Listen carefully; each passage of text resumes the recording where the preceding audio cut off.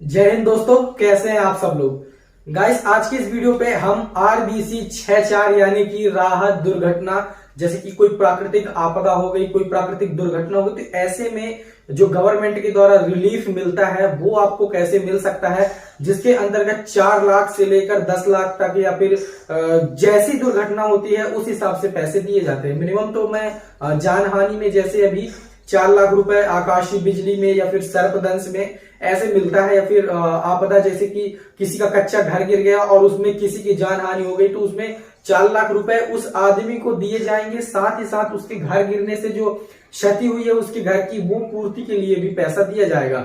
सो RBC 64 के अंतर्गत आपको प्राकृतिक आपदा में कैसे रिलीफ मिल सकता है, कैसे गवर्नमेंट की तरफ से आपको पैसे मिल सकते हैं, आपको मुआवजा मिल सकता है, आज की इस वीडियो में मैं बताऊंगा। सो गाइस, मैं हूं चंद्रभान चक्रवर्ती, आप देख रहे हैं अपना यूट्यूब चैनल टेक रेवेन्यू। चलिए वीडियो शुरू करते हैं। अगर आप चैनल पे नए हैं तो सब्सक्राइब करके नोटिफिकेशन को जरूर इनेबल कीजिएगा, वीडियो को लाइक शेयर जरूर कीजिएगा, इससे हमारा मोटिवेशन बढ़ता है। चलिए चलते हैं वीडियो की तरफ। सो गाइस, सबसे पहले ये समझते हैं कि आरबीसी 64 होता क्या है और इसमें प्राकृतिक दुर्घटना में रिलीफ कैसे दिया जाता है, यानी कि आपको कैसे इसका लाभ दिया जाता है। तो देखिए, आरबीसी 64 यानी कि इसका फुल फॉर्म होता है रेवेन्यू बुक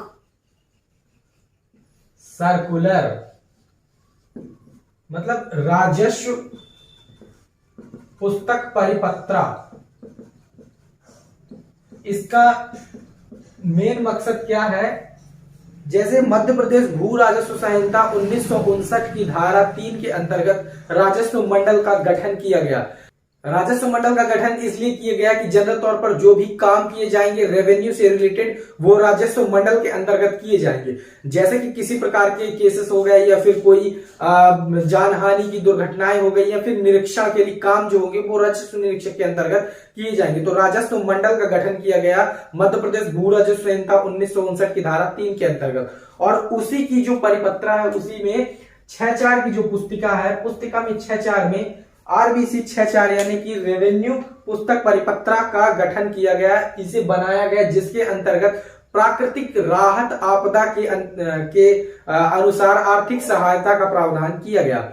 इसमें अगर किसी प्रकार की आपको प्राकृतिक दुर्घटना होती है जिससे आपको जान हानि या फिर किसी प्रकार की आपकी बिजनेस से हानि हो जाती है, मान लीजिए आपके घर में आग लग गई लेकिन आपको अगर नहीं पता कि वो आग किसने लगाई है, अचानक वो आग लग गई और आपके घर में जलकर सब कुछ नष्ट हो गया, तो आपको आरबीसी 64 के अंतर्गत राहत दी जाएगी। इसमें आपको पैसे भी मिलेंगे, तो आपका घर जो नष्ट हो गया है उसके भी पैसे मिलेंगे। तो इसके अंतर्गत आरबीसी 64 का गठन किया गया कि आपको आर्थिक सहायता प्रदान की जाएगी। अब देखिए किस किस चीज के लिए प्रदान की जाती है, सबसे पहले वो बात करते हैं। वीडियो को लास्ट तक देखिएगा, वीडियो में मैं सब कुछ बताऊंगा कि आपको एप्लीकेशन कैसे करना है और कैसे आपको इसके पैसे मिल सकते हैं। चलिए अब देखते हैं कौन कौन सी चीजें हैं जिनमें आपको आरबीसी 64 के अंतर्गत राहत यानी कि आर्थिक सहायता दी जाती है। तो देखिए, सबसे पहला, अगर आपका मान लीजिए बरसात है, जैसे वर्तमान में अभी बरसात चल रही, तो अगर आपका बरसात से घर गिर जाता है, जैसे बरसात से अगर आपका कच्चा घर गिर गया तो इसमें आपको राहत दी जाएगी। दूसरा, अगर आपकी बरसात के कारण फसल हानि हो गई या फिर फसल नष्ट हो गई या फिर आग लग गई, कुछ भी अगर हो गया, मान लीजिए फसल हानि हो गई, तो इसमें आपको आरबीसी 64 के अंतर्गत राहत दी जाएगी, सहायता राशि आपको प्रदान की जाएगी। अगर आपको आकाशीय बिजली, जैसे कि प्राकृतिक आकाशीय बिजली हो गई या फिर मान लीजिए भूकंप से या फिर बाढ़ से या फिर सर्पदंश से आपकी मृत्यु हो गई, प्राकृतिक मृत्यु पर आपको 4 लाख रुपए दिए जाते हैं। प्राकृतिक मृत्यु पर आपको 4 लाख रुपए प्रदान किए जाएंगे।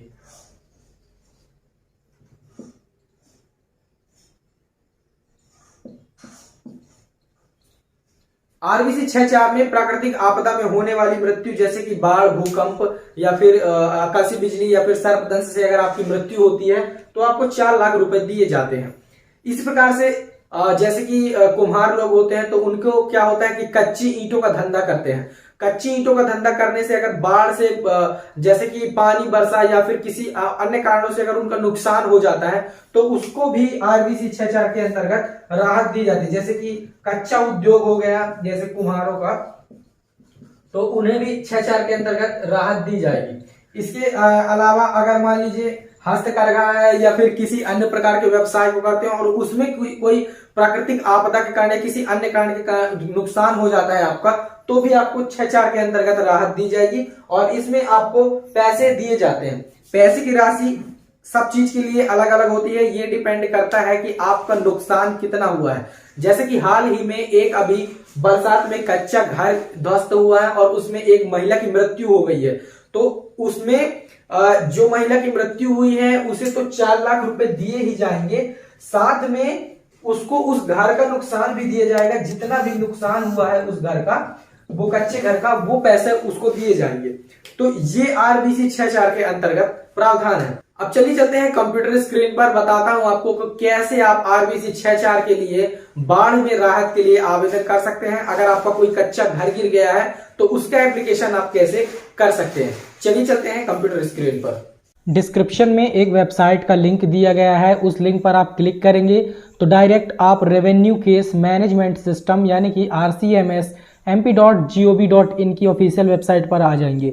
अगर आप मध्य प्रदेश से बिलोंग करते हैं तो ये वेबसाइट आपके लिए सूटेबल है और ये ही वेबसाइट एक जेन्युइन वेबसाइट है। अगर आप मध्य प्रदेश के अलावा किसी अदर स्टेट से बिलोंग करते हैं तो अपने स्टेट की RCMS वेबसाइट पे जाएंगे। फॉर एग्जांपल अगर आप यूपी से बिलोंग करते हैं तो यूपी RCMS टाइप करेंगे, एंटर प्रेस करेंगे, यहाँ पर wad.up.nic RCMS रेवेन्यू डिपार्टमेंट आ जाएगा। अगर आप बिहार से बिलोंग करते हैं तो बिहार RCMS टाइप करेंगे, एंटर प्रेस करेंगे, यहाँ पर ये वेबसाइट आ जाएगी epds.bihar.gov.in। तो इस प्रकार आप अपने स्टेट के RCMS वेबसाइट पे जाएंगे। मैं आरबीसी 6.4 से रिलेटेड सारे के सारे जितने भी हानियां हैं, जितने भी राहत हैं, जितना भी पैसा मिलता है वो सब कुछ बताऊंगा एक एक चीज़ करके। आज की इस वीडियो पे मैं आपको अतिवृष्टि के कारण अगर आपका कच्चा घर गिर जाता है तो कैसे उसके लिए आप एप्लीकेशन करेंगे, उसमें राहत कैसे आपको मिलेगी ये बताऊँगा। इसके लिए आवेदन पर क्लिक करेंगे, राहत आरबीसी 6.4 पे क्लिक करेंगे।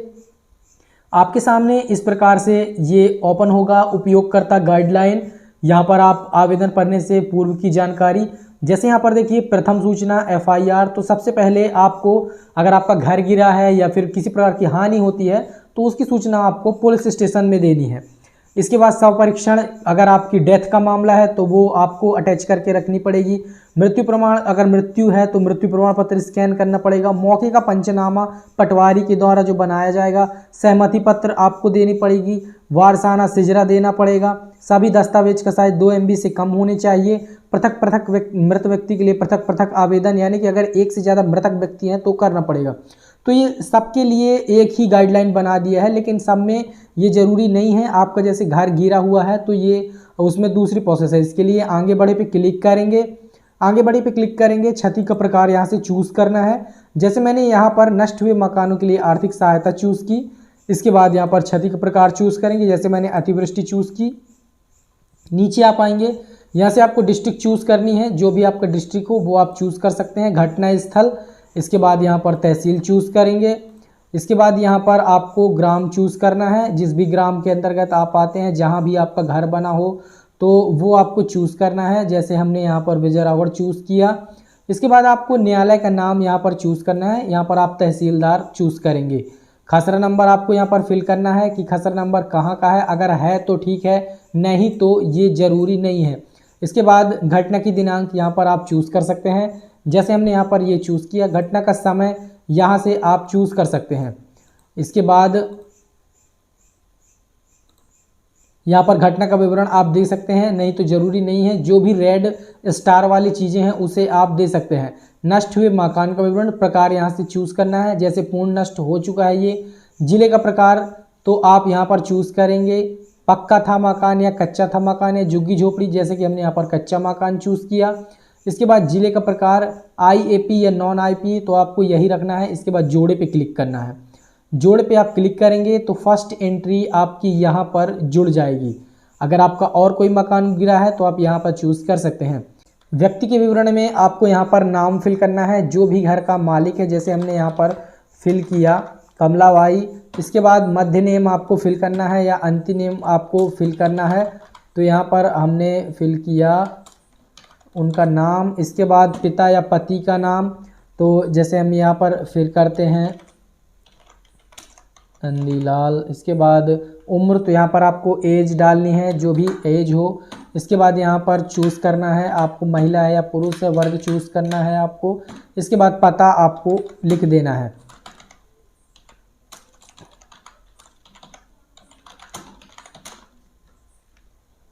यहाँ पर आपको बैंक का विवरण देना है, यानी कि आवेदक के बैंक खाते का नाम क्या है, यहाँ पर जिला चूज़ करना है, यहाँ पर बैंक का नाम चूज़ करना है, ब्रांच यहाँ से चूज़ कर लेनी है, IFSC कोड फिल करना है, खाता नंबर और मोबाइल फिल करके आपको आगे बढ़े पे क्लिक करना है। इसके बाद आप थर्ड स्टेप पे आ जाएंगे। यहाँ पर आपको सारे के सारे ये फाइल्स अपलोड कर देनी है, जो भी आप पे ये अटैच होते हो। अगर किसी की मृत्यु हुई है तो मृत्यु प्रमाण पत्र अटैच करेंगे, नहीं तो आप FIR और सहमति पत्र अटैच कर सकते हैं। जैसे हमने यहाँ पर FIR के लिए एक ब्लैंक फाइल कोई भी अपलोड कर देते हैं। यहाँ पर ओनली फाइल जो है PDF ही आपको अपलोड करना है, तो चलिए हम यहाँ पर एक PDF फाइल अपलोड करते हैं। Choose file,